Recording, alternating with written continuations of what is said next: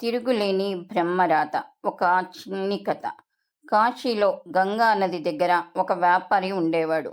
అతను నిత్యం స్నానం చేయడానికి గంగా నదికి వచ్చి స్నానం చేసి వెళ్ళేవాడు.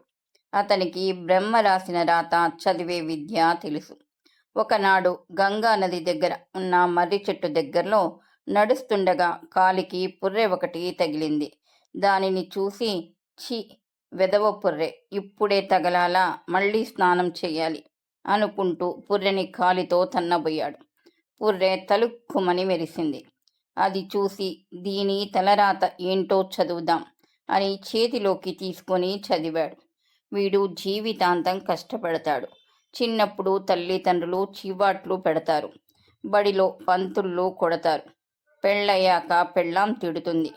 పిల్లలు పెద్దయ్యాక ఇంట్లో నుండి తన్ని గెంటేస్తారు. ప్రతి క్షణం ఎవరో ఒకరు ఏదో ఒకటి అంటూనే ఉంటారు. డబ్బు నిలవదు.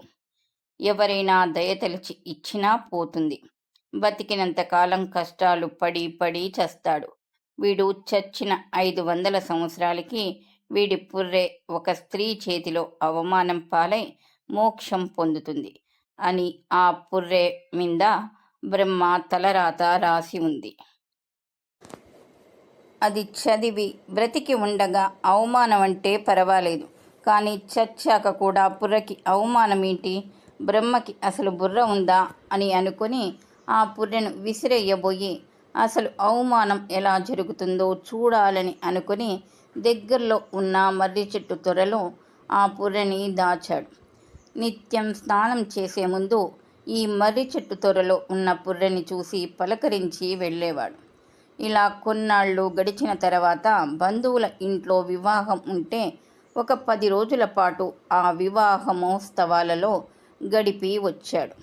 ఎప్పటిలాగానే స్నానానికి వెళుతూ పుర్రె సంగతి గుర్తుకొచ్చి మర్రి చెట్టు దగ్గరికి వెళ్ళి తొర్రెలో ఉన్న పుర్రె కోసం చూస్తే అది కనపడలేదు. వెతికాడు, దొరకలేదు. మర్రి చెట్టు తొర్రలో దాచిన పుర్రె ఏమైపోయింది అని అనుకుంటూ స్నానము సంధ్యావందనం చేస్తున్నాడు. కానీ మనసు మాత్రం పుర్రె మిందే ఉంది. చేశాను అంటే చేశాను అన్నట్టు నిత్యకృత్యములు చేస్తూ ఉండగా ఇది భార్య గమనించి, మీరెందుకు ఇలా ఉన్నారో నాకు తెలుసులేండి అని అంది. ఒసేయ్ పిచ్చి మొహమా, ఏం తెలిసే నీకు అని అన్నాడు. దానికి అతని భార్య అంది, మీరు ఆలోచించేది మీ రెండో భార్య చనిపోతే మర్చిపోలేక మర్రి త్వరలో దాచిన ఆవిడ పుర్రె గురించే కదా.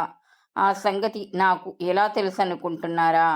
మీరు రోజు ఆ మర్రి చెట్టు త్వరలో పుర్రెని చూస్తున్నారని జనాలు చెప్పుకుంటున్నారు అని భార్య అంది. ఓహో, ఇంతకి ఏం చేశావే దాన్ని అని భార్యని అడిగాడు.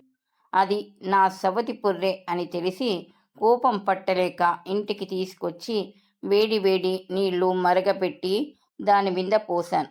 సలసల కాగే నూనె గుమ్మరిచ్చాను. అప్పటికి కసి తీరక కారం చల్లాను. అయినా కోపం తీరక రోట్లో వేసి రోకలి బండతో పచ్చడి కింద కొట్టి పిండి పిండి చేసి గంగలో కలిపాను అంది. భార్య చెప్పింది విని అతడు విస్తుబోయి అంత క్రితం జరిగింది అంతా చెప్పాడు. ఒసేయ్ వెర్రిమొహమా, అది నా పెళ్ళాం కాదే. చచ్చాక కూడా ఆ పుర్రె అవమానం పాలై మోక్షం పొందుతుందని ఆ పుర్రె ముఖం మీద రాసి ఉంది. అది ఎలా నిజమవుతుందో చూద్దామని నేను ఆ మర్రి చెట్టు త్వరలో ఉంచాను. ఇదిగో, నీ వల్ల అవమానం పాలై గంగలో కలిసి మోక్షం పొందింది. గంగలో కలిస్తే మోక్షమే కదా అని భార్యతో అన్నాడు. ఆ విధంగా బ్రహ్మ రాసిన రాత నిజమైంది. ఓం నమః శివాయ.